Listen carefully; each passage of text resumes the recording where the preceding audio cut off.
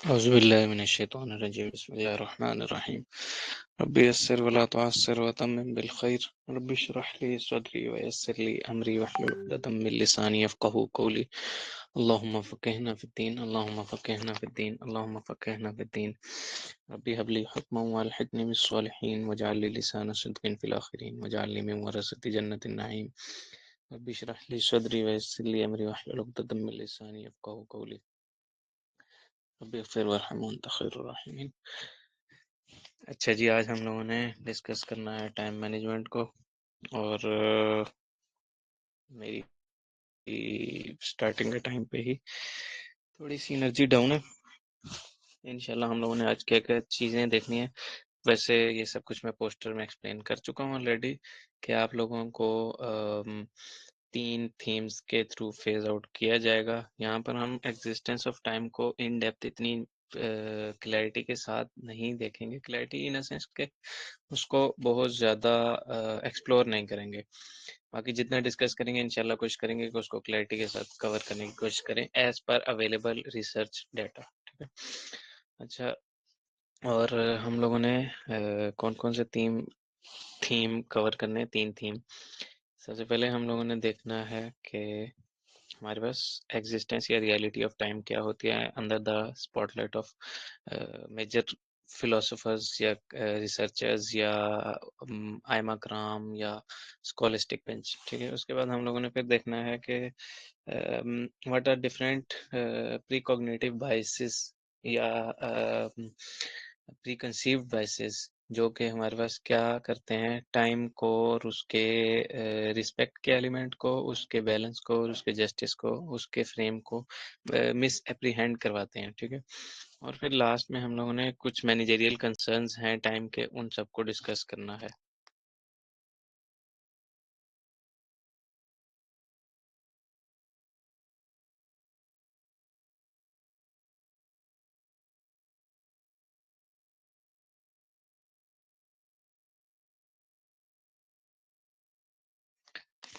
तो स्टार्ट लेते हैं।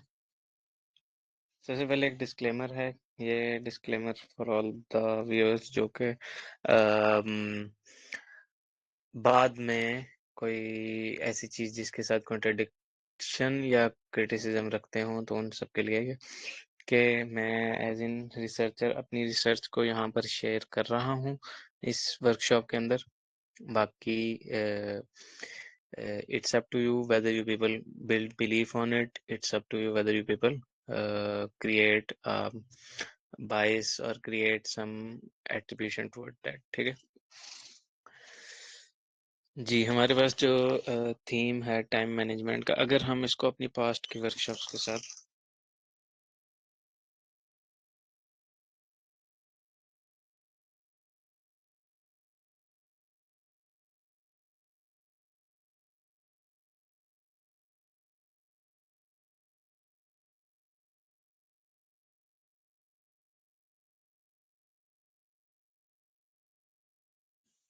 अगर हम इसको अपने पास्ट की वर्कशॉप के साथ रिलेट करके देखें तो बेसिकली हम लोगों ने कुछ नॉलेज के एक्वायर करने के लिए रूल्स और कुछ एथिक्स समझने की कोशिश की थी। जनरली सब्जेक्ट ऑफ एथिक्स को नहीं कंक्लूड किया था वहाँ पे, बट एक प्री स्पेसिफिकेशंस, प्री नॉलेज जो कि डेवलप होना ज़रूरी है, जिसके बाद ही हम कुछ लेवल ऑफ नॉलेज को एक्वायर करने की तरफ स्टेप इन कर सकते हैं, वो कवर किया था। वो वर्कशॉप और उसके बाद जो हम लोगों ने दूसरी एग्जिस्टेंशियल नॉलेज की वर्कशॉप की थी, इन दोनों वर्कशॉप्स को मद्देनज़र रखते हुए ही टाइम मैनेजमेंट की वर्कशॉप को स्लॉट किया गया है अपने स्केड्यूल ऑफ लॉबिस के रोड मैप के अंदर। ठीक है, रीज़न क्या है इसकी कि एक स्टेप बाय स्टेप हमारे पास जितनी भी यूथ है, जितने भी सारे के सारे वो लोग हैं जो कि ऑल्दो एसोसिएटेड हैं, ऑल्दो एसोसिएटेड नहीं हैं, सबके सबको एक डायरेक्शन मिले in the form of ladder कि अब इसके बाद हमने क्या करना है, उसके बाद क्या करना है। ठीक है, फिलोसॉफिकली डेवलपमेंट और साथ ही साथ साथ प्रैक्टिकल और जनरल डेवलपमेंट की तरफ अप्रोच हो उनके।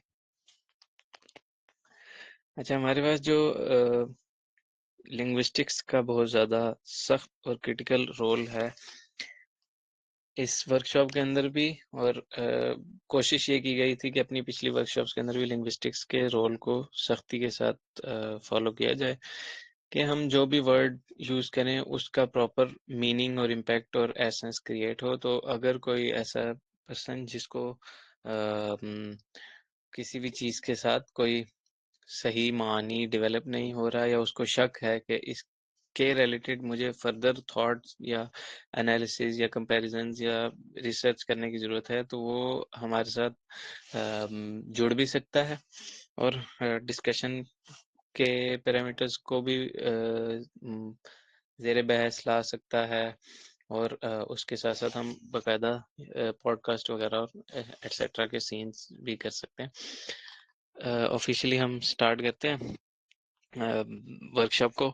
हमारे पास क्या है, वर्कशॉप का टाइटल टाइम मैनेजमेंट। टाइम क्या है हम पहले इसको देखेंगे, फिर मैनेजमेंट के प्रोसीजर को देखेंगे, और फिर इन दोनों को एक साथ रिलेट करने की कोशिश करेंगे, और हम इनको रिफ्लेक्ट करेंगे टुवर्ड अपनी जो डेली लाइफ की रूटीन्स हैं उनकी तरफ। ठीक है, हमारे पास टाइम क्या है, बेसिकली एग्जिस्टेंस या रियलिटी ऑफ टाइम क्या है। क्या टाइम एग्जिस्टेंस की शेप में मौजूद है अभी कि नहीं, क्या टाइम रियलिटी की शेप में है, या क्या टाइम रैशनल है, इरेशनल है। इस सब को हम लोगों ने आज कोशिश करनी है कि हम कवर करें। बहुत ही फाइन वे में इस स्ट्रक्चर को जनरेट किया गया है ताकि जो थॉट है उसको शेप देने में ईज क्रिएट हो। हमारे पास जो कॉन्सेप्ट ऑफ टाइम है, बेसिकली ये सबसे पहले हम देखेंगे कि मॉडर्न कॉन्सेप्ट ऑफ टाइम क्या है। मैं यहाँ पे ये नहीं कहूँगा कि कौन सी रिसर्च थकी हुई है, कौन सी रिसर्च फजूल है, ये सब जज करना और इस सब के ऊपर अपनी एनालिसिस करना वो आप सबका काम है, वो आप सब बेटर तरीके से कर सकते हैं। ठीक है, मैं यहाँ पर अपनी रिसर्च प्रेजेंट करूँगा। हमारे पास जो मॉडर्न कॉन्सेप्ट ऑफ टाइम है, बेसिकली वो एक्सपेरिमेंटली और थेरेटिकली टाइम को प्रूव करवाती है। ठीक है, और एम्पिरिकली टाइम को प्रूव करवाती है। हम ये चीज़ अपनी नॉलेज एक्विजिशन की वर्कशॉप में कवर करके आ चुके हैं, जो सारा नॉलेज जो कि एम्पिरिकल एविडेंसेस की बेसिस पर होता है, या जो हमारे पास बेस्ड ऑन 5 सेंसेस होता है। उसके अंदर फ्लॉ ये होता है कि बेसिकली वो नॉलेज, वो सारी की सारी एक्सपेरिमेंटेशंस, वो सारी की सारी थेरीज अपनी एग्जिस्टेंस में कंप्लीट नहीं होती हैं। ठीक है,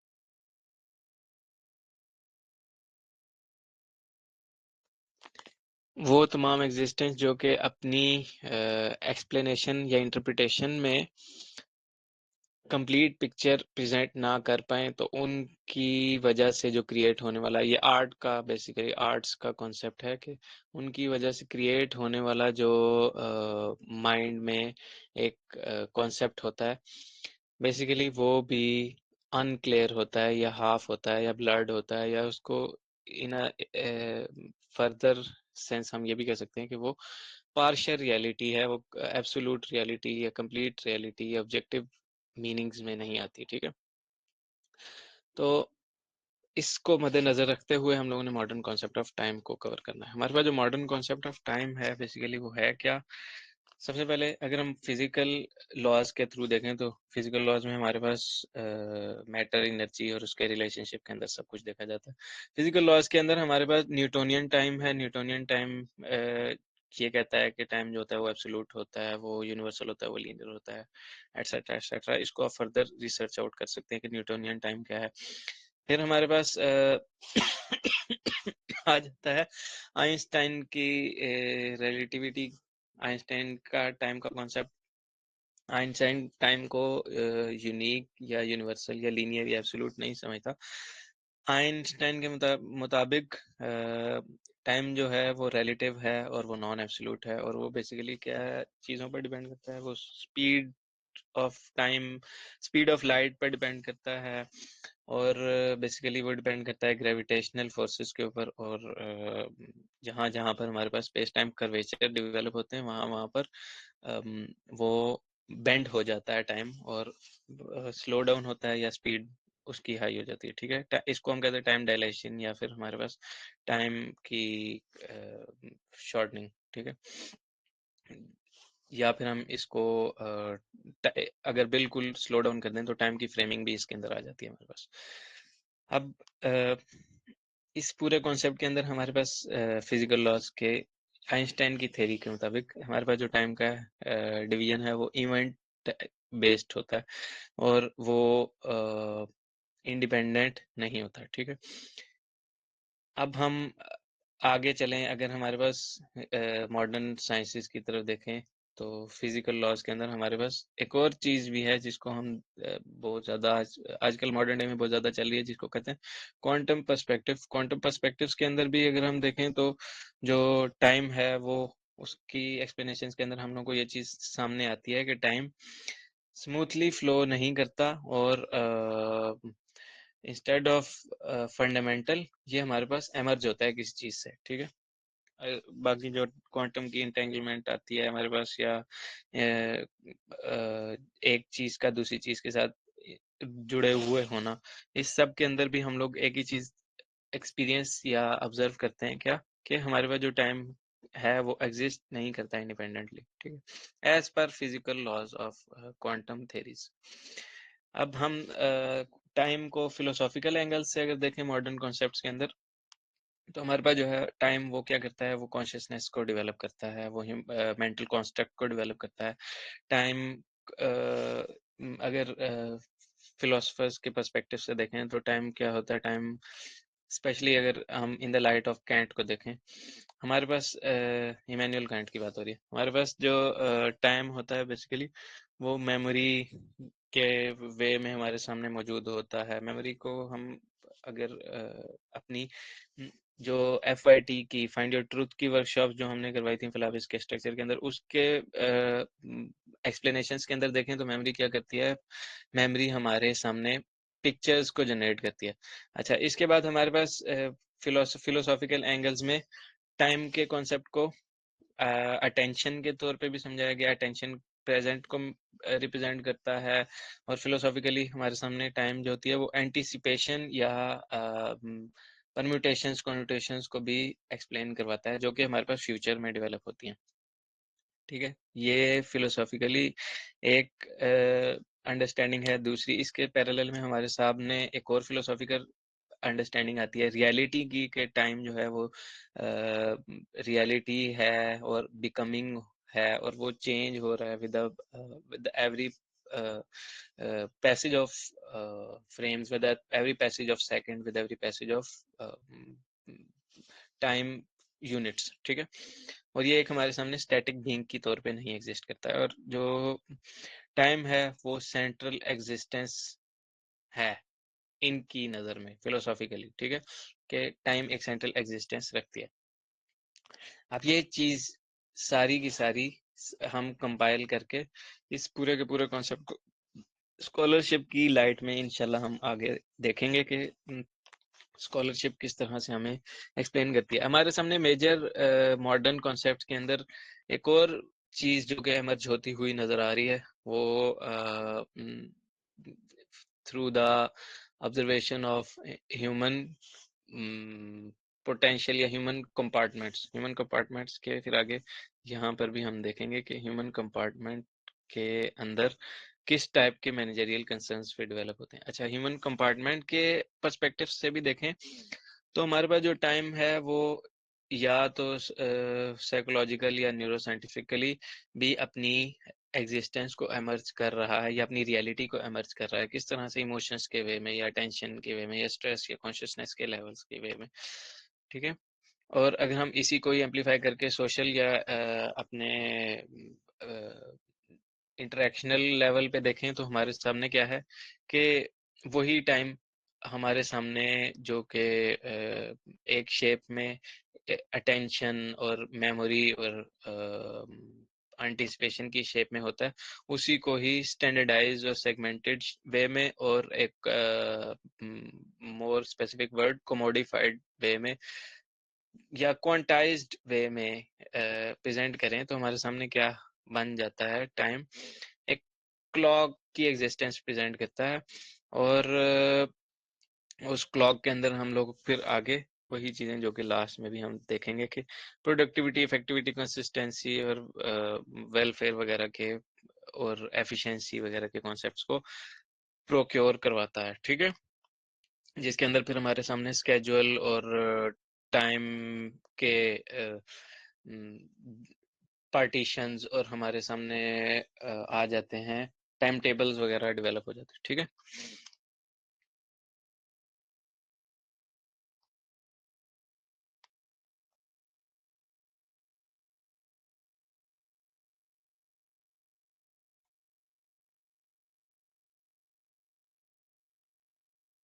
अच्छा, हमारे साथ एक और मॉडर्न कॉन्सेप्ट ऑफ टाइम के अंदर वो रियलिटी या वो एक्सप्लेनेशन या वो इंटरप्रिटेशन ऑफ टाइम भी आती है जो कि मेटाफिजिकल या सैक्रेड मीनिंग्स में होती है, जो किसी ना किसी शेप में किसी रिलीजन से रेलिवेंट हो भी सकती है और किसी ना किसी शेप में किसी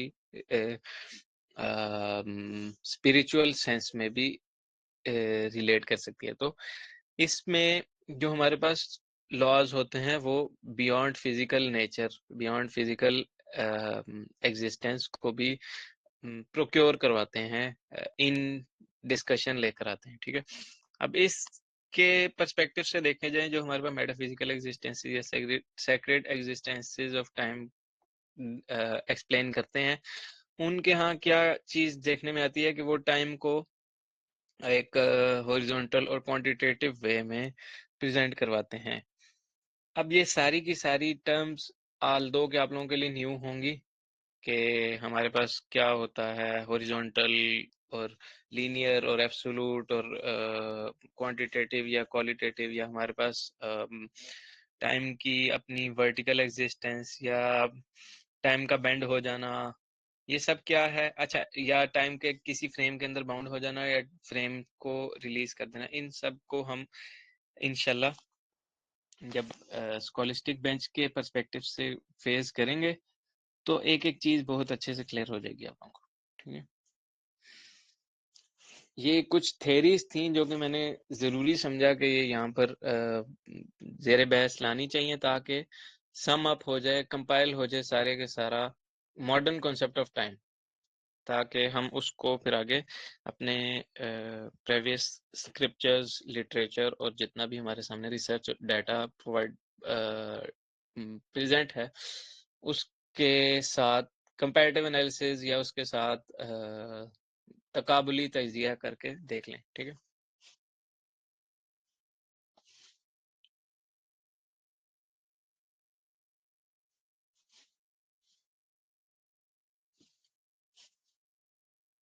अच्छा जी, हम लोग आते हैं टाइम के कॉन्सेप्ट ऑफ इब्नुल अरबी के ऊपर, ठीक है।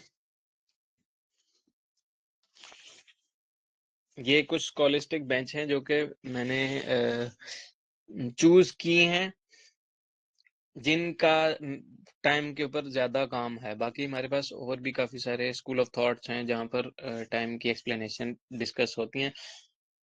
ये वो तमाम फाउंडेशनल लोग हैं जिनका मेजर काम है, ठीक है।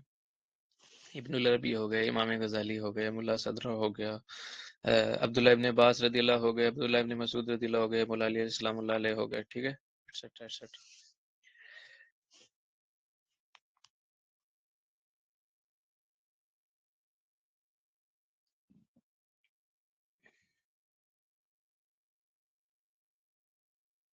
कोई भी रिलीजन, पर्सनैलिटी से पहले हम किसी रिलीजन की एंड फैम डेवलप कर लेते हैं। कोई भी रिलीजन जो होता है बेसिकली वो हमारे पास तीन बेसिक चीजें, माइथोलॉजी, थियोलॉजी, मैथोलॉजी और साइकोलॉजी, या उसको दूसरे वर्डिंग में कहा जा सकता है आइडियोलॉजी पे डेवलप्ड होता है, ठीक है। और हमारे सामने वो रिलीजन्स भी मौजूद हैं जिनकी एक सेक्रेड बुक है, और वो रिलीजन्स भी हमारे सामने मौजूद हैं जिनकी एक सेक्रेड बुक नहीं है। हमारे पास जो हम लोगों ने स्कॉलिस्टिक बेंच उठाई है, इस्लामिक है बेसिकली ये सारी की सारी, लेकिन इस्लाम के डिफरेंट स्कूल ऑफ थॉट्स के ऊपर डेवलप्ड है। इस स्कॉलरशिप के अंदर हम लोगों को एक चीज नजर आती है। सबसे पहली चीज ये कि डिफरेंस ऑफ ओपिनियन रखते हैं एक दूसरे के साथ। फिर सबका ही पर्सपेक्टिव या नैरेटिव जो है बेसिकली वो बहुत ही खूबसूरत है। उसके बाद सबका ही पर्सपेक्टिव जो है वो अम, किसी न किसी शेप में मैथोलॉजीज को ज़ेर बहस लेकर आता है, या मैथोलॉजीज को या थियोलॉजी को ज़ेर बहस लेकर आता है। तो वो तमाम लोग जो कि रिलीजन की एक्सप्लेनेशन और रिलीजन की फिलोसफीज के साथ आगाह हैं, उनके लिए ज़्यादा आसान हो जाता है कि वो बेसिकली टाइम की explanation in the light of scholarship of different school of thoughts को समझ सकें, ठीक है। तो इससे पहले कि आप लोग फर्दर यहाँ से आगे ज्वाइन करें, मैं बेटर सजेशन यही दूंगा कि अगर आप लोगों के concept of theology, concept of mythologies और डिफरेंट मैथोलॉजी जितनी भी हमारे सामने मौजूद हैं in the major framework of believers, non believers, और फिर बिलीवर्स की कैटेगरीज और फिर नॉन बिलीवर्स की कैटेगरीज, तो वो अगर ब्लर्ड हैं तो पहले एक दफ़ा उनको क्लियर करें, फिर उसके बाद इस कॉन्सेप्ट ऑफ टाइम के ऊपर आते हैं। हमारे पास यहाँ पर जो स्कॉलरशिप के ज़ेर बहस टाइम डिस्कस होता है वो फिजिकल और मेटाफिजिकल दोनों लॉज को ज़ेर बहस रखता है। सबसे पहले आ जाते हैं हमारे पास इब्नुल अरबी रहमहुल्लाह की तरफ, ठीक है। अल्लाह का रहम हो इन तमाम उलमाए कराम के ऊपर, ठीक है।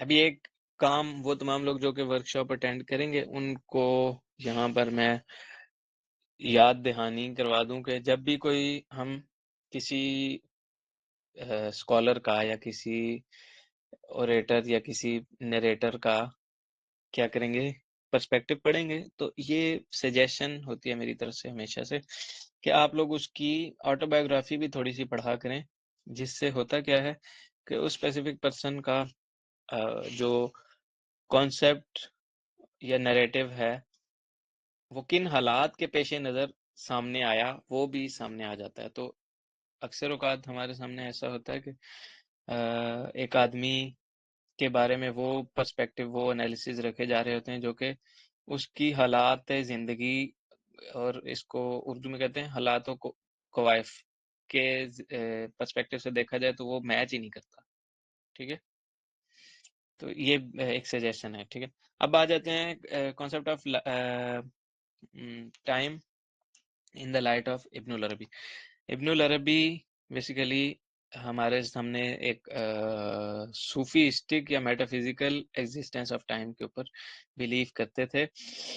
ये टाइम को डिवाइन भी एक्सेप्ट करते हैं, टाइम को एक एग्जिस्टेंशियल रियलिटी भी कंसीडर करते हैं, और इसको एक स्ट्रक्चर की शेप में और ह्यूमन की परसेप्शन की शेप में भी कंसीडर करते हैं। हमारे पास जो इब्नुल अरबी का कॉन्सेप्ट है बेसिकली वो किस तरह से आता है, वो मल्टीपल कुछ उन्हीं की बुक है, उसके अंदर ये सारे के सारे कॉन्सेप्ट एक्सप्लेन्ड हैं। फतूहात मकिया बुक का नाम है, ठीक है। उनकी फतूहात मकिया तीन बुक है, 3 वॉल्यूम की बुक। उसके ऊपर ये सारी की सारी हमारे सामने एक्सप्लेनेशन सामने आती हैं कि सबसे पहले तो वो टाइम को ना एक इंडिपेंडेंट एंटिटी नहीं कंसीडर करते।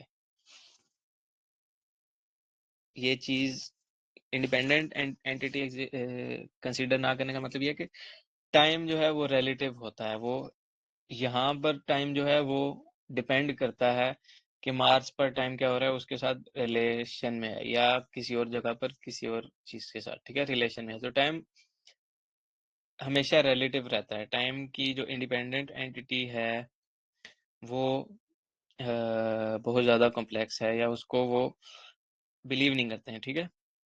उनके यहाँ ये समझा जाता है कि time don't exist in independent existence.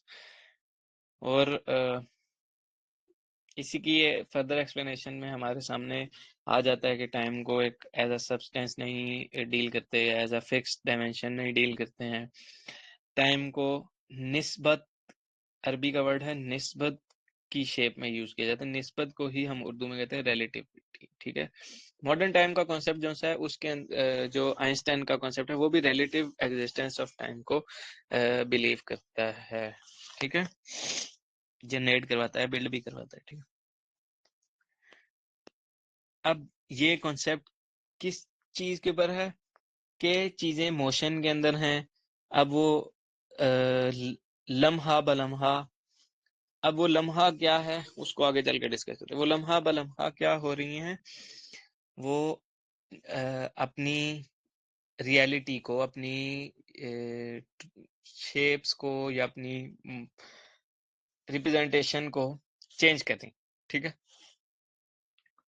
अच्छा, वो लम्हा क्या है, वो स्पेसिफिक लम्हा जिसके अंदर तमाम चीजें अपनी शेप को चेंज कर रही हैं, उसे कहा जाता है अल आन। ये वर्ड कुरान पाक का है अल आन। अल आन का मतलब जो कुरान पाक में है उसका मीनिंग होता है प्रेजेंट मोमेंट, ठीक है। जो हमारे पास अल आन का वर्ड यूज किया है हमारे पास इब्नुल अरबी ने अपनी लिटरेचर के अंदर, उसका मतलब भी बेसिकली प्रेजेंट मोमेंट ही है। और उनके यहाँ ये जो अल आन की घड़ी है या जो लम्हा है, लम्हा मौजूद जिसे हम कह सकते हैं, ये ही रियल है। बाकी तमाम जो पास्ट हो गया या जो फ्यूचर हो गया, वो घड़ियां जो पीछे गुजर गई हैं, वो घड़ियां जो आगे आनी हैं, वो डेड होती जा रही हैं या वो खत्म होती जा रही हैं, ठीक है, हादिस मुहद्दिस होती जा रही हैं हमारे सामने। जो लम्हा मौजूद है वही इटरनल है, वही प्रेजेंट का टाइम है उनके यहाँ, ठीक है। वो पास्ट को मेमोरी कंसीडर करते हैं, फ्यूचर को एक्सपेक्टेशंस कंसीडर करते हैं, और जो अल आन या इटरनल प्रेजेंट है इसको क्या कंसीडर करते हैं कि ये अलाइव है, यही जिंदा है। और इसके अंदर जो डेवलप होने वाली डॉक्ट्रीन है उसको वो टर्म देते हैं तजद्दुल खल्क या तजद्दुल इमसाल, ठीक है। इसका मतलब क्या होता है तजद्दुल खल्क या तजद्दुल इमसाल? इसका मतलब है खल्क की तजदीद या मिसाल की तजदीद। अब ये उन्हीं का ही आगे कॉन्सेप्ट है इमसाल का, कि वो हर एक चीज का एक ओरिजिनल है जिसकी मिसल जनरेट हो रही है हमारे सामने। अजान हो रही है, मैं 1 मिनट के लिए खामोश हूँ।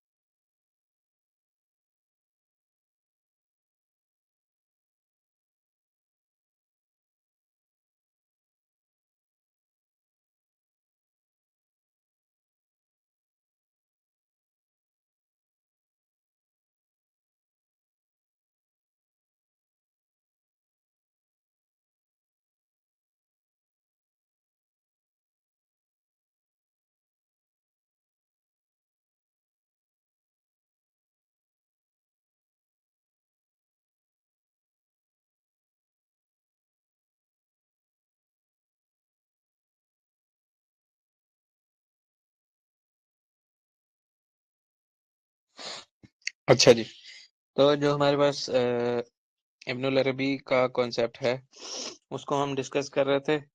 तजद्दुदुल खल्क, तजद्दुदुल इमसाल और अल आन, और ये कॉन्सेप्ट ऑफ निस्बा, ये हमने डिस्कस किया। अब ये वो घड़ी, लम्हा मौजूद, या वो अल आन जिसके अंदर खल्क की तजदीद हो रही है, वो किस तरह से तजदीद हो रही है कि टाइम, उनके यहाँ ये तस्लीम किया जाता है कि टाइम जो है वो अल्लाह की ब्रेथ है, अल्लाह का सांस लेना है, या इसको दूसरे सेंस में अनफासुर रहमान का वर्ड यूज किया है उन्होंने, या नफ्सुर रहमान का। इसका मतलब क्या है कि अल्लाह अपनी रूह फूंक रहा है चीजों में, और वो चीजों में जिंदगी और नूर मुनव्वर हो रहा है, ठीक है। अब वो क्रिएशन एक तरफ तजदीद हो रही है उसी लम्हा मौजूद में with the breath of Rahman, ठीक है, और उसी के ही पैरेलल में हमारे पास जो एग्जिस्टेंस है वो, या जितनी भी रियलिटीज हैं, वो एंड भी हो रही हैं, अनफोल्ड हो रही हैं, या मुहद्दिस हो रही हैं, और दूसरी ही तरफ वो डेवलप भी हो रही हैं इन द पास्ट और इन द फ्यूचर, ठीक है। वो खत्म भी हो रही है और प्रेजेंट मोमेंट में डेवलप भी हो रही है, ठीक है। हर एक ब्रेथ जो है वो एक न्यू एग्जिस्टेंस को ब्रिंग कर रही है, और एक न्यू मोमेंट और एक न्यू फॉर्म शेप डेवलप हो रही है, जो कि रिदम कर रही है डिवाइन क्रिएटिविटी के साथ। Divine creativity basically metaphysical concept में चले जाता है कि वो इंसान की समझ से बाहर है, और उसके ऊपर जितने भी लॉज हैं वो फिजिक्स से बालातर लगते हैं, ठीक है।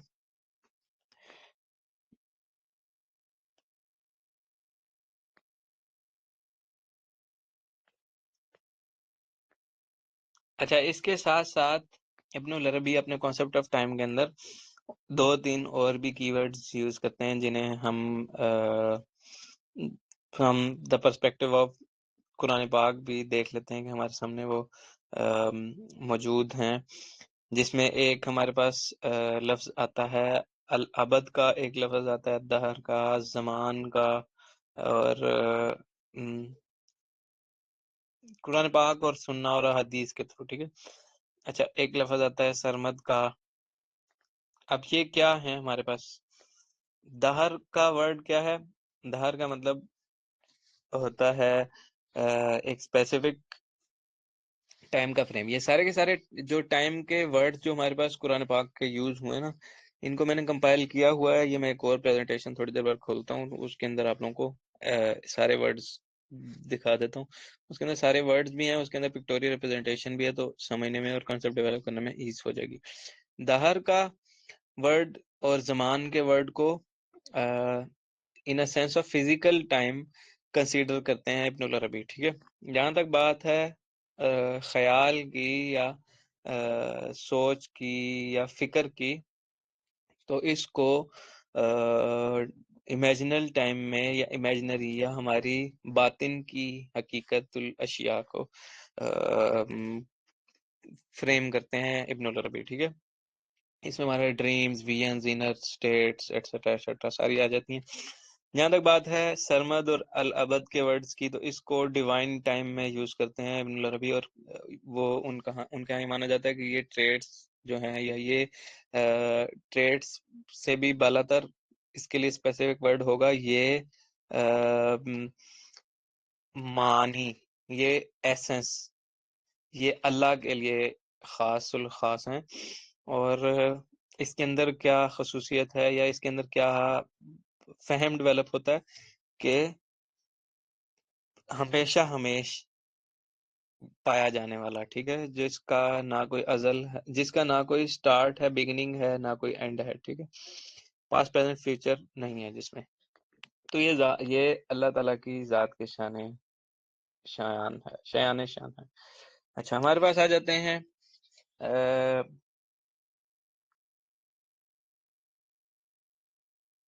इब्नुल अरबी के एक और चीज, कॉन्सेप्ट के अंदर हमें एक और चीज नजर आती है बरज़ख की, जिसे वो आलम ख्याल भी कहते हैं। और मेटाफिजिकल कॉन्सेप्ट के अंदर हम देखें तो बरज़ख क्या होता है? बरज़ख एक दुनिया है जो यहाँ से चले जाने के बाद और यहाँ से आने से पहले के टाइम की भी आलम अरवाह और जाने के बाद की आलम को जोड़ती है, ठीक है?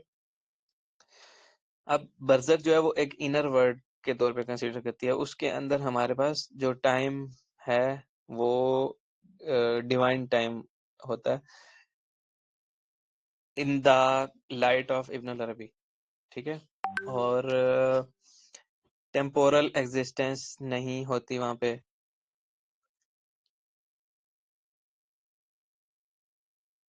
यानी टाइम डिपेंडेंट नहीं होते। सेम जैसे ही हम ख्वाब में या नींद में या अपनी गनूदगी में अपनी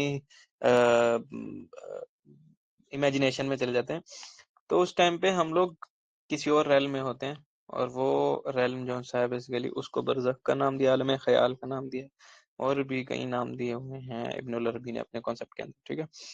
अब यहाँ पर क्या होता है कि टाइम स्ट्रेच, कंप्रेस, स्टॉप भी हो सकता है, लूप में भी आ सकता है, इन्वर्ट भी हो सकता है, और तमाम लॉज ऑफ फिजिक्स जो से हैं वो सारे के सारे ब्रेक कर सकता है, ठीक है? अब इनके इस सारे के सारे कॉन्सेप्ट को, इन सारे कीवर्ड्स को जो इन्होंने अपनी बुक के अंदर यूज किए, इन सारे के सारे कॉन्सेप्ट को अगर हम कंपाइल करें और कॉस्मोस को और मोशन को और टाइम और कोलैप्स वगैरह को समझने की कोशिश करें, तो बेसिकली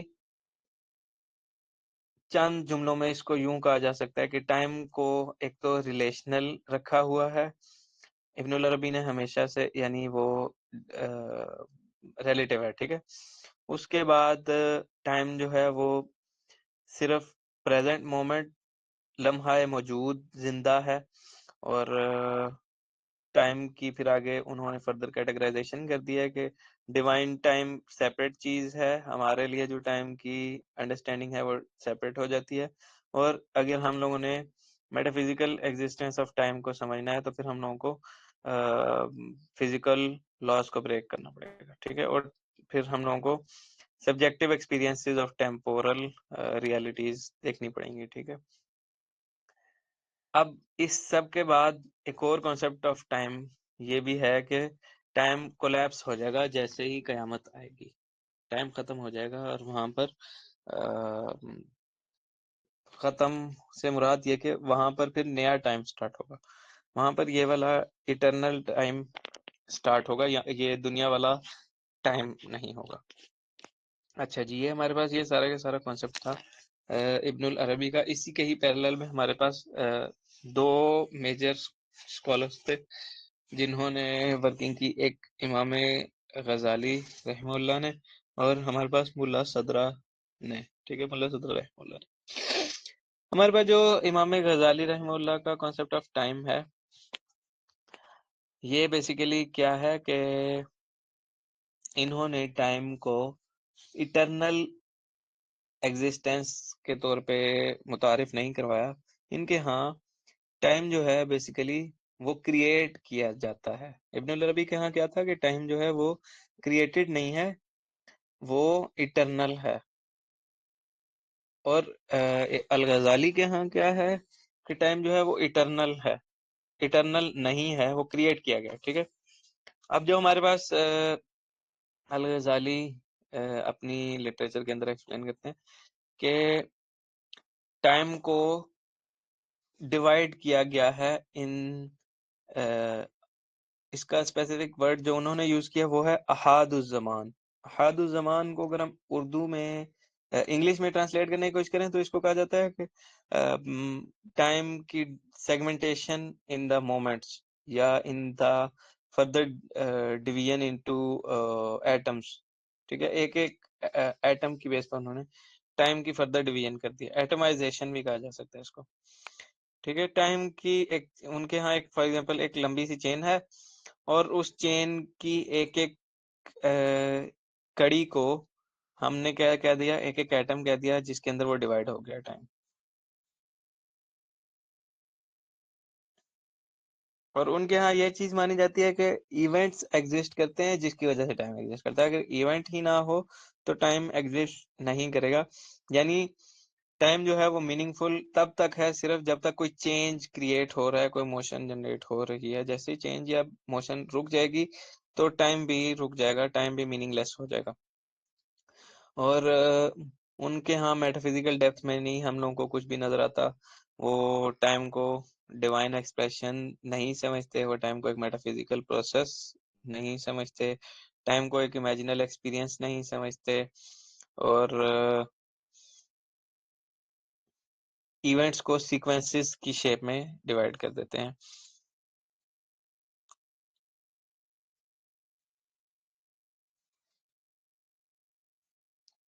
अच्छा, जहां तक बात है हमारे पास मुल्ला सदरा की, मुल्ला सदरा बेसिकली हमारे पास जो अल गजाली हैं, ये बेसिकली अहले सुन्नत वल जमात के कॉन्सेप्ट ऑफ टाइम को एम्बेसडर करते हैं।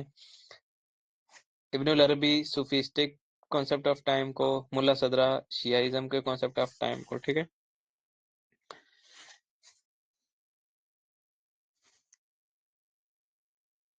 अब तक की जो सबसे ब्रिलियंट एक्सप्लेनेशन आई इन तीनों की, अगर हम कंपैरेटिव एनालिसिस में देखें तो हमारे पास जो मुल्ला सदरा की थी वो सबसे खूबसूरत थी।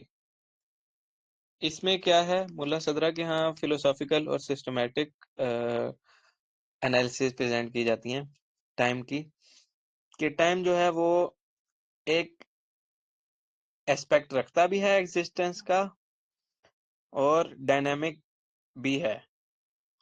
ठीक है, यानी टाइम वजद भी रखता है, टाइम डायनामिक भी, निस्बत भी रखता है। ठीक है, अच्छा, इनके यहाँ जो स्पेसिफिक वर्ड यूज होता है ना इनके लिटरेचर के अंदर टाइम के मुतालिक, जो related to dynamic existence of time है, वो है हरकतुल जोहरिया। ठीक है, इसका मतलब क्या होता है कि जैसे जैसे कोई चीज हरकत करती है तो वो जोहर में आती है, और जैसे ही कोई चीज जोहर में आती है तो वो एक मोशन में है, वो एक वजद में है, वो नमूदार है, और वही चीज बेसिकली एक सब्सटेंशियल मोशन क्रिएट करती है और टाइम एमर्ज होता है।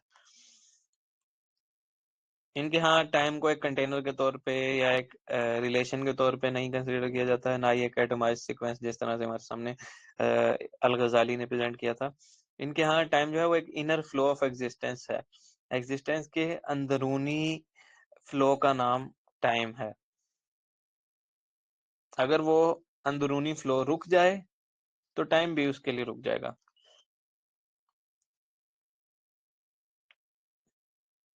अब तमाम चीजें एक खास रेट पे फ्लो कर रही हैं, एक खास रेट पे टाइम के अंदर बाउंडेड हैं, एक आइडेंटिटी रखती हैं टाइम के अंदर, और फिर एग्जिस्टेंशियल मोशन रखती हैं, और फिर वो रियल भी हैं, ऑब्जेक्टिव भी हैं और कॉन्टिन्यूस भी हैं।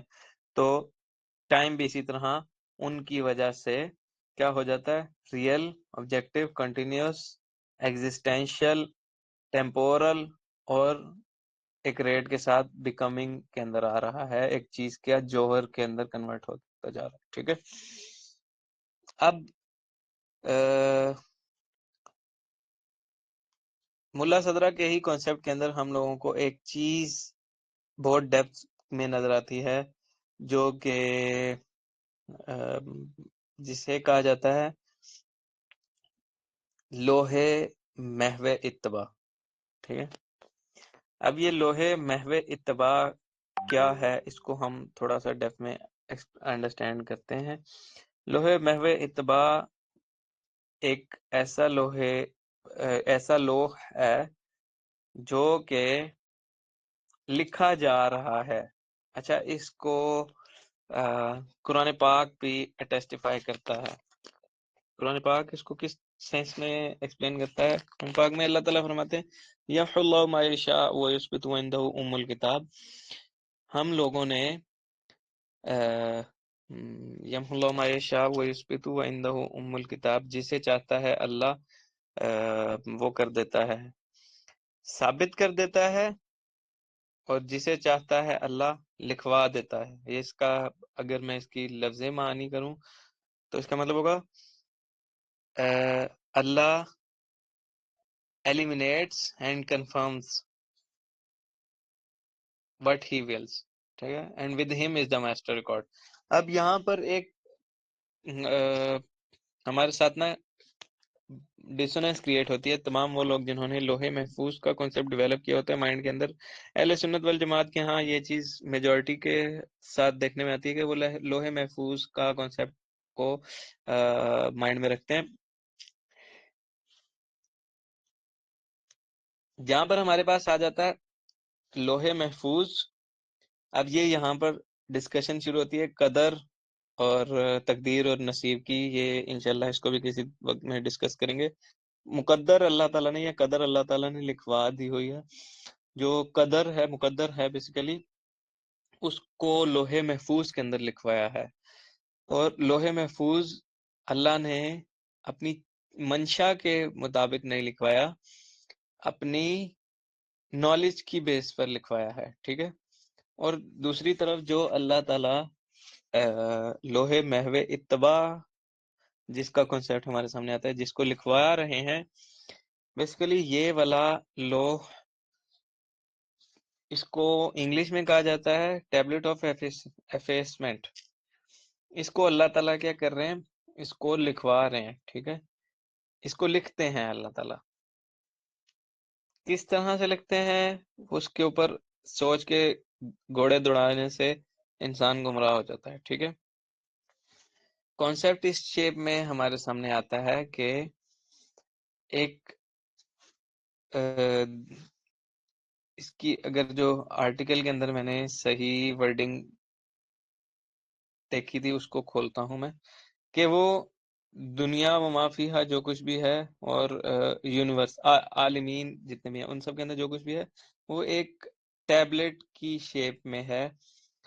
और उस टैबलेट के ऊपर क्या किया जा रहा है, लिखवाया जा रहा है। और वो लिखा किस तरह से जा रहा है, एक नूरी कलम से लिखा जा रहा है। और इस ये जनरलाइज्ड एक कॉन्सेप्ट है कि एक ऐसे टैबलेट है, उस टैबलेट के अंदर जो चीजें बिल्कुल महवे इत्तबा हैं, उनको अलाइवनेस मिलती जा रही है, उनके अंदर सांस फूका जा रहा है, उनके अंदर रूह फूकी जा रही है और वो जिंदा होती जा रही है। और जैसे ही कोई चीज पीछे है तो वो क्या होती जाती है, पास्ट में कन्वर्ट होती जाती है। जो चीज आगे जाती जा रही है वो फ्यूचर में कन्वर्ट होती जा रही है, ठीक है। इसके इंग्लिश में हमारे पास स्पेसिफिक वर्ड्स हैं। मैं वो आर्टिकल खोल रहा हूँ, मैं वो वर्ड्स आपके सामने अटर करता हूँ, जस्ट अ मिनट।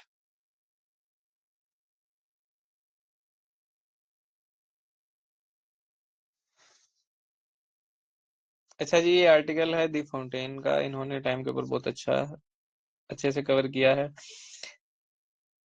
यहाँ पर हमारे पास इन्होंने कुरान पाक की उस आयत को मद्देनजर रखते हुए जो मैंने अभी भी आपके सामने प्रेजेंट की, यमहुल्लाहु मा यशाअ व युस्बितु व इंदहु उम्मुल किताब, रिसाइड की। इसके अकॉर्डिंग इन्होंने इस कॉन्सेप्ट ऑफ टाइम को एक्सप्लेन किया है। सबसे पहले जिस तरह हमारे पास फंडामेंटली कुरान पाक प्रेजेंट करता है लैल नहार यौम, और फिर असरदार, और फिर हमारे सामने कर्न, और इस तरह के वर्ड्स हैं कुछ, वो सारे मैं शो करूंगा बाद में उनकी शेप में। और फिर उसके बाद जो हमारे पास फिलोसफी ऑफ एग्जिस्टेंस है, वो किस तरह से प्रेजेंट की इन्होंने, कि universe is presented as a book. Universe जो है वो एक बुक की शेप में है, जैसे मैंने यहाँ पर एरो से मार्क करके भी हल्की हल्की दिखाई थी, ठीक है, एक बुक की शेप में है। And after that the space time union is as union of pen and ink, ठीक है। जो स्पेस और टाइम का यूनियन है वो किस शेप में है, कि वो पेन और इंक का जिस तरह से यूनियन होता है, जैसे हम लिखते हैं तो पेन और इंक का जितना ताल्लुक होता है ऐसा ताल्लुक है, जिसको मैंने यहाँ पर कहा था कि बिल्कुल सेंटर में क्या हो रहा है, रूप फूंकी जा रही है, तो उसको वो स्पेस टाइम यूनियन के वर्ड्स में यूज करते हैं और उसको कहते हैं कि वो ऐसा रिलेशन है जैसे कि पेन और इंक का है। और उसके बाद हमारे पास जो नेचर ऑफ एग्जिस्टेंस है वो उस बुक के अंदर लिखी जा रही है, ठीक है। उस बुक का नाम उन्होंने क्या लिया, टैबलेट ऑफ एफेसमेंट एंड रीअफर्मेशन। अब जो हम इस वर्ड को, ये इंग्लिश का वर्ड है टैबलेट ऑफ एफेसमेंट रीअफर्मेशन, इस वर्ड को एक्सप्लोर करते हैं तो हमारे पास जो अंडरस्टैंडिंग है वो डेवलप होती है इस वर्ड की मेडिकल साइंसेस के कॉन्सेप्ट के अंदर। मेडिकल साइंसेस के अंदर इसको तशबीह दी जाती है जो रहमे मादर है उसके साथ। और जैसे ही हम देखते हैं कि रहमान की सिफ्त from the perspective of Ibnul Arabi, ठीक है। तो जो रहमान की सिफ्त एक्सप्लेन वो करते हैं तो उनके यहाँ भी रहमान वो ज़ात है जो कि रहम क्रिएट करती है, रहीम वो ज़ात है जो कि रहम को नरिश करती है।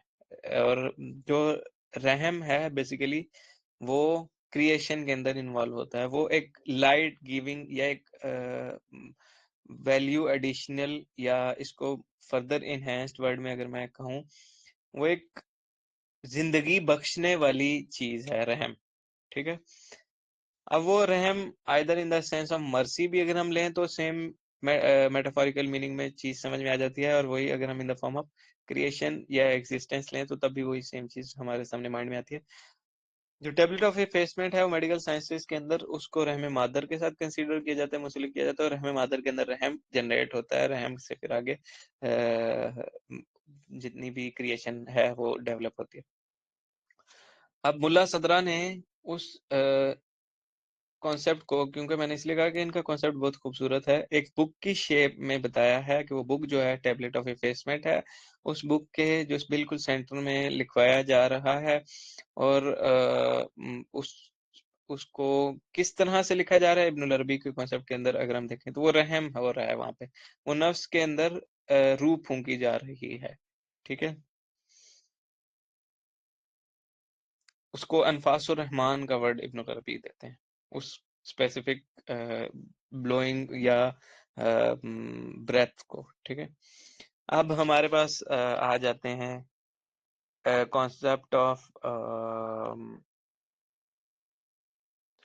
Time in the intellectual elites spotlight. अच्छा, हमारे पास जो इन तीन का कॉन्सेप्ट है ना, इसके ऊपर मैंने एक चार्ट भी डिजाइन किया हुआ है। मैंने बुक लिख रहा हूँ टाइम के ऊपर, एक ई बुक, तो वो बहुत जल्द मंजर आम पर भी आ जाएगी इंशाल्लाह। उसके अंदर ये सारी की सारी चीज़ें भी इन डेप्थ एक्सप्लेन्ड होंगी। हमारे पास ये जो इंटेलेक्चुअल एलिट्स हैं इसके स्पॉटलाइट के अंदर हम देखते हैं अब्दुल्ला इब्न अब्बास रजी अल्लाह और अब्दुल्ला इब्न मसूद रजी अल्लाह, नबी पाक सल्लल्लाहु अलैहि वसल्लम के ज़माने से ही वो टॉप के सहाबा हैं जिनको समझा जाता था कि इनके पास बहुत सुपीरियर फॉर्म ऑफ नॉलेज है, और जो भी मसले होते थे लोग वो इनसे डिस्कस करवाने आते थे। जब इनके पास से कोई मसले का हल नहीं निकलता था तो वो फिर मौला अली इस्लाम के पास जाते थे। और मैंने इसी तरह से ये हायरार्की बनाई है कि सबसे पहले सबसे लीस्ट एक्सप्लेनेशन जो हमारे सामने आती है, फिर उससे इनहेंस्ड, फिर उससे इनहेंस्ड, फिर उससे इनहेंस्ड, फिर उससे फिर लास्ट में हमारे पास एपिटोम, ठीक है। तो जब हम देखते हैं कि हमारे पास अब्दुल्ला इब्न अब्बास रज़ी अल्लाह के कॉन्सेप्ट ऑफ टाइम को, जस्ट अ मिनट, जब हम अब्दुल्ला इब्न अब्बास रज़ी अल्लाह के कॉन्सेप्ट ऑफ टाइम को देखते हैं तो हमारे पास उनका कॉन्सेप्ट ऑफ टाइम ये है कि वो क्योंकि कुरान पाक का डीप नॉलेज रखते थे और कुरान पाक के ऊपर बहुत ज्यादा रिफ्लेक्शन और कंटेम्पलेशन किया करते थे, उनके यहाँ टाइम को कुरान पाक के ही मानी में इस्तेमाल किया गया। ये सारे वर्ड्स मैं बाद में शेयर करता हूँ।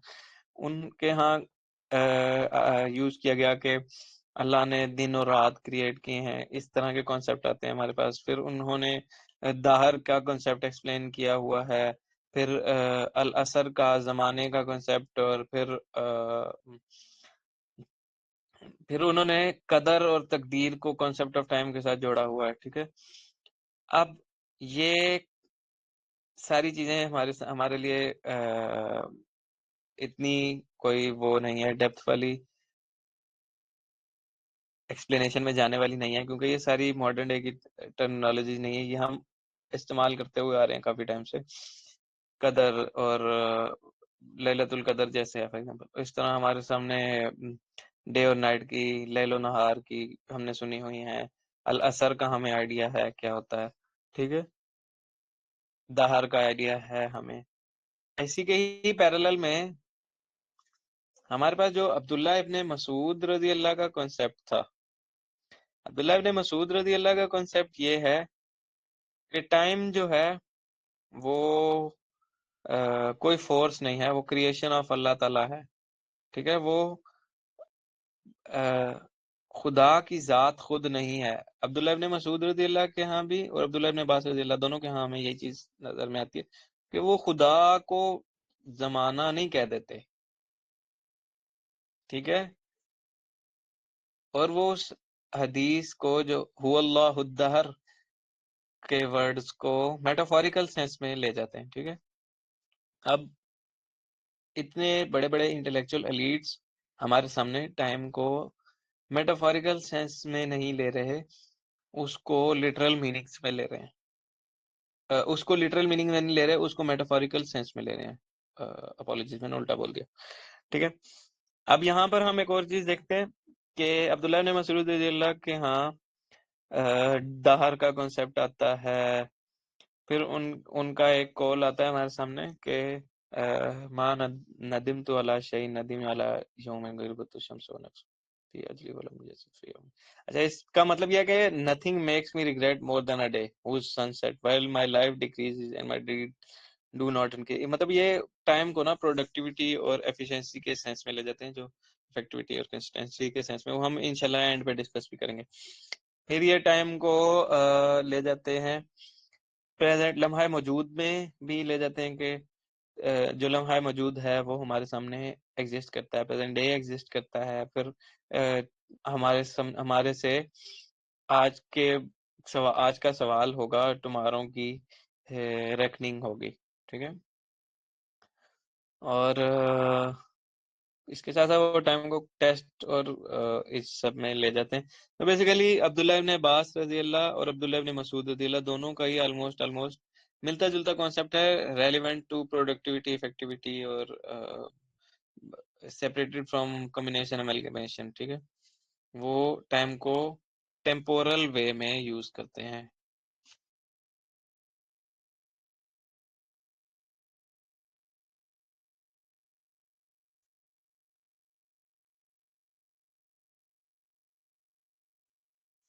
अच्छा जी, लास्ट में आते हैं मौला अली इस्लाम की कॉन्सेप्ट ऑफ टाइम की तरफ। हमारा घंटा पूरा होने वाला है। जल्दी जल्दी मौला अली इस्लाम का कॉन्सेप्ट ऑफ टाइम एक्सप्लेन करता हूँ। यहाँ पर हम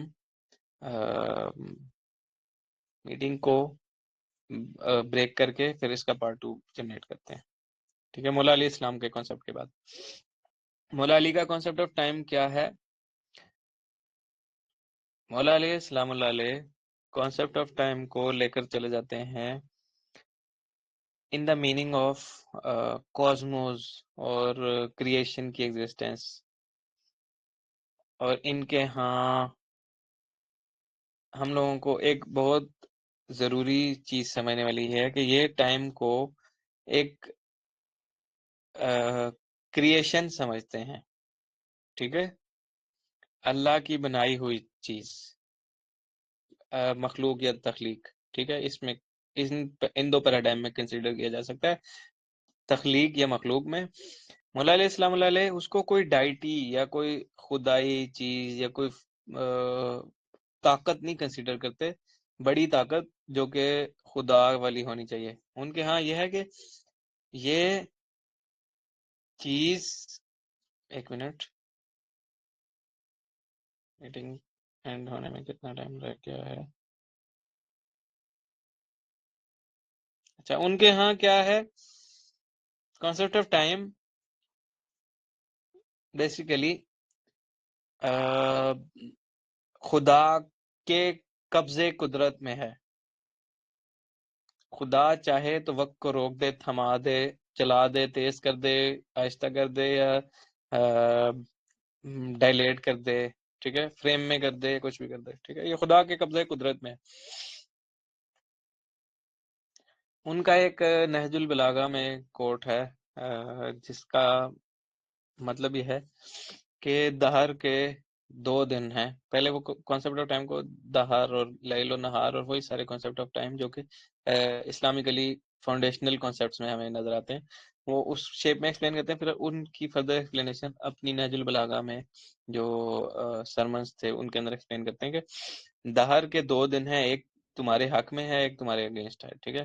फिर एक और उनका मेजर कॉल हमारे सामने आता है कि वो नबी पाक सल्लल्लाहु अलैहि वसल्लम की हदीस के जरिए से एक्सप्लेन करते हैं कि दहर को गाली ना दो, दहर जो है वो अ, अल्लाह के गवर्न में है, गवर्नेंस में है, ठीक है। फिर इसके बाद हमारे पास वो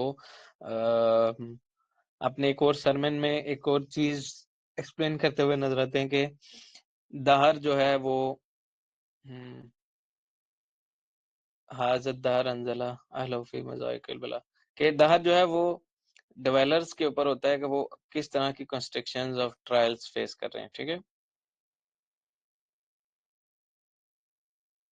फिर वो दहर को जमान और सरमत से भी सेपरेटेड रखते हैं, और उनसे ही हम लोगों को ये कॉन्सेप्ट ऑफ जमान भी नजर आता है कि वो कॉन्सेप्ट ऑफ जमान को भी यूज करते हैं सेपरेटेड फ्रॉम दहर। तो उनके यहाँ जो जमान का कॉन्सेप्ट होता है वो एक बाउंडेड टाइम होता है, और वो किस तरह का टाइम है कि वो जमान को एट्रीब्यूट करते हैं, वो जमान को फ्रेगमेंटेड नहीं करते हैं, वो दहर को फ्रेगमेंटेड कर देते हैं कि दहर जो है वो एक ड्यूरेशन है टाइम की कॉस्मिक स्पैन के अंदर, जबकि हमारे पास जो जमान है वो इटरनल चीज है। और वो जमान को अल्लाह ताला के साथ जोड़ देते हैं कि अल्लाह ताला जो है वो अव्वल हैं, अल्लाह ताला ही आखिर हैं, और अल्लाह ताला हम्म, को लिमिट नहीं है जमाने की। अल्लाह ताला को टाइम के लिए ला यहदरू या ला यहुद्दुरुहु जमान, ठीक है। इसका मतलब ये होता है कि time does not limit God.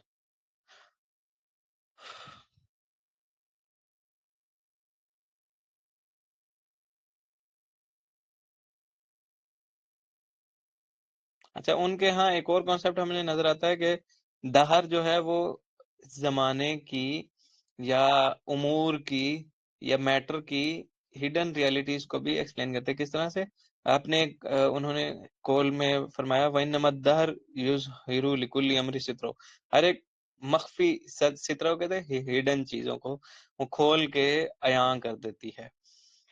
तो अगर किसी के अंदर हाइपोक्रेसी है वो कोलैप्स हो जाएगी और वो जल्दी अयां हो जाएगी। किसी का करेक्टर अनक्लियर है तो वो अयां हो जाएगा। किसी की इंटेंशन सरफेस लेवल की अयां हो जाएगी। ट्रुथ जो है वो एमर्ज होता रहेगा, ठीक है। ये कुछ उनके कॉन्सेप्ट्स थे जो कि further explanation of foundational perspectives थे। तो ऐसे कौन से फाउंडेशनल पर्सपेक्टिव्स हैं जिसको अब्दुल्ला इब्ने अब्बास, अब्दुल्ला इब्ने मसूद अदिल्ला और मौला अली इस्लाम ने यूनिक रखे हैं? वो हैं हमारे पास मैं यहाँ पे खोल के दिखाता हूँ,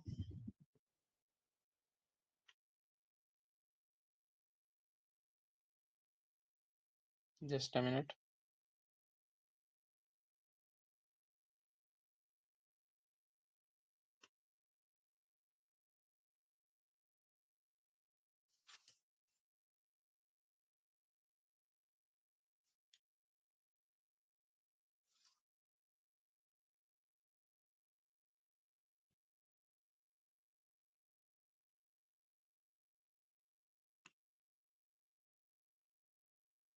ये वाली प्रेजेंटेशन मैंने 2023 के अंदर डिजाइन की थी। इसके अंदर आलमीन के स्ट्रक्चर को मैंने एक्सप्लेन किया था। तो आलमीन के स्ट्रक्चर के अंदर मुझे टाइम की थोड़ी सी टच देनी थी, तो मुझे लाना पड़ा ज़मान और मकान को बीच में। अच्छा जी, ये हमारे पास कुछ टाइम के कॉन्सेप्ट्स हैं जो कि नज़र आते हैं कुरान और हदीस के मतन के ज़रिए से। डे का वर्ड यूज होता है यौम का, आर का, सा के वर्ड में यूज होता है, अजल का एक अपॉइंटेड टाइम ऑफ डेथ के वर्ड में यूज होता है, दहर को एक टाइम, एक जमाने की हद के अंदर कंसिडर किया जाता है, हीन एक टाइम पीरियड के तौर पे यूज होता है, वक़्त यूज होता है एक स्पेसिफिक कैलकुलेटेड टाइम की शेप में, असर जमाने को कहा जाता है। असर की फर्दर मैंने असर के ऊपर एक बहुत बड़ी तहरीर लिखी थी, उसको मैंने अपना कोई भी काम जो है वो पब्लिश नहीं किया है, तो वो भी मेरे पास पड़ी है। वो मैंने अपने ग्रुप्स के अंदर वो चीज़ शेयर भी की थी। अच्छा, उसके बाद लैल को नाइट की वर्ड में कुरान पाक और हदीस यूज करती है, नहार को भी और दिन की शेप में मियाद को यूज करते हैं एक अपॉइंटेड टाइम की वर्ड में, अल आन को वर्ड यूज होता है करंट मोमेंट और टाइम, और मता का मतलब होता है एक प्रोविजन या इंजॉयमेंट, या इसका एक और सही वर्ड यूज होता है अम, एक लिमिट, ठीक है। उसके बाद सिनीन सालों को कहा गया है, शहर मंथ को कहा गया है, अब्द कहा गया है, अबद कहा गया फॉर एवर इटर्निटी को, अजल कहा गया है इटर्निटी इन द पास्ट को, ठीक है। और कुछ आलमीन का कॉन्सेप्ट इससे डेवलप होता था इंशाल्लाह। ये पूरे के पूरे आलमीन के कॉन्सेप्ट को फिर किसी और मीटिंग में कवर करेंगे।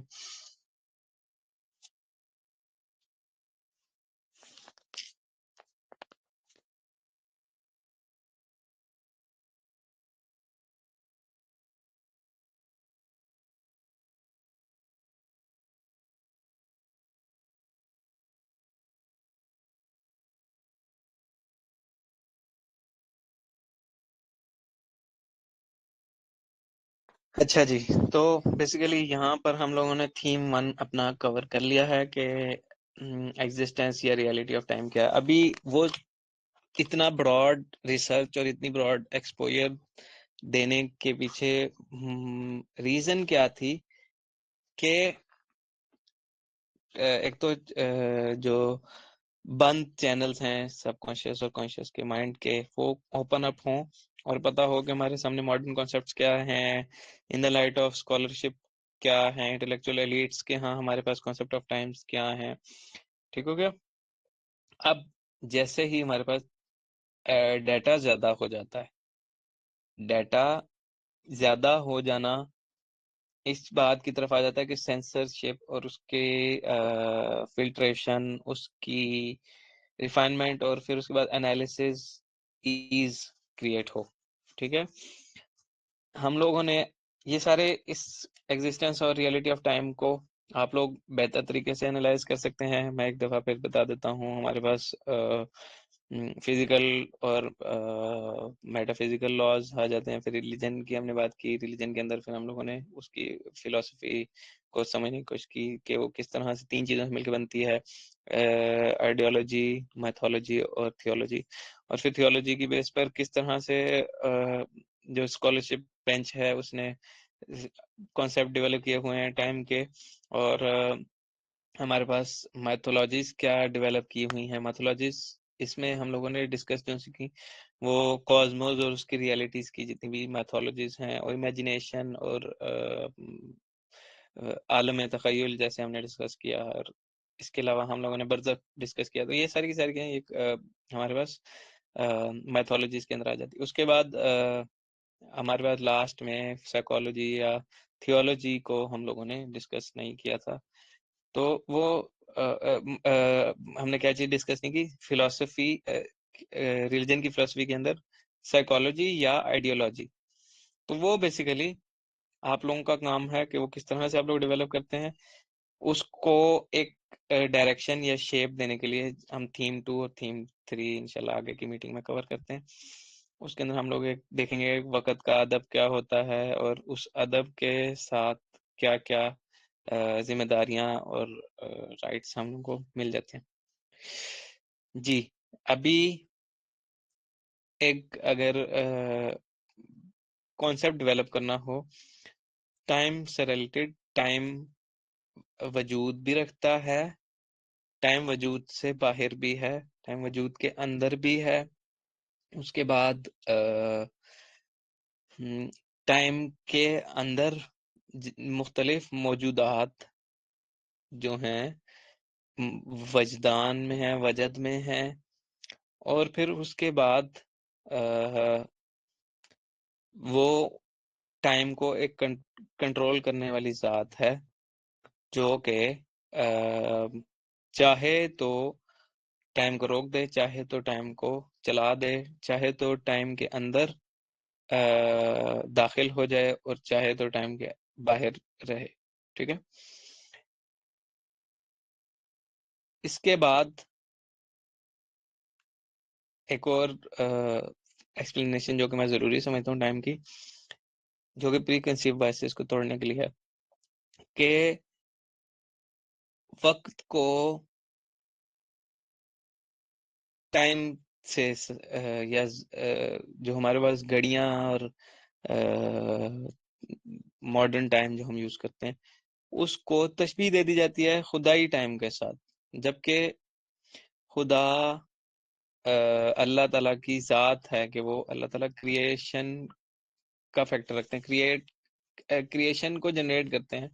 और जितनी भी तमाम बाकी की चीजें हैं वो क्रिएशन को जनरेट नहीं करती हैं, वो रिक्रिएट जरूर करती हैं। क्रिएट नहीं करती हैं, रिक्रिएट करती है। तो जैसे ही हम कोई टाइम के भी कॉन्सेप्ट को समझने की कोशिश करते हैं through the perspective of individualistic या फिर थ्रू द पर्सपेक्टिव ऑफ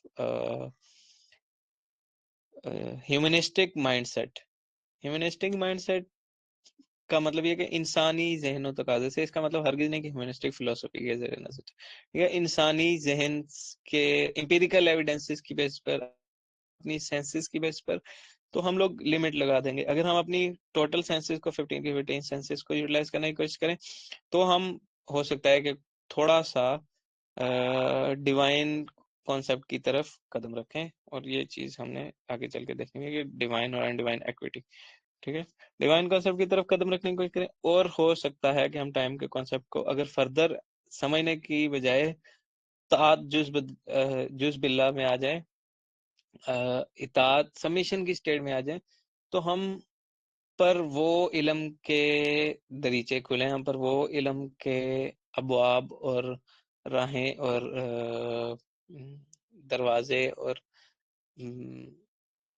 वसाइल और रिसोर्सेज ओपन अप हो जाए, जो कि अल्लाह ताला ने अपने ख़ास इल्म के अंदर अपने ख़ास बंदों पर इनायत करने होते हैं, जो अपने ख़ास स्पेसिफिक लोगों के साथ ही इनायत करते हैं, मुंसलिक करते हैं।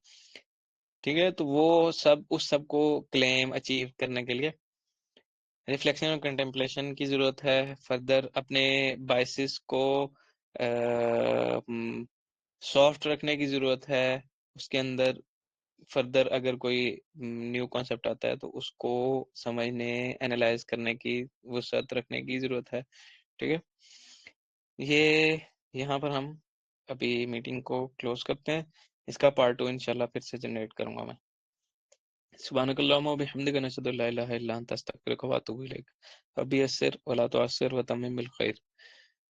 ऐ अल्लाह, जो कुछ पढ़ा है समझा है इसको मजीद समझने, इस पर अमल पैरा होने और बाकी लोगों तक भी पहुंचाने की तौफीक अता फरमाए।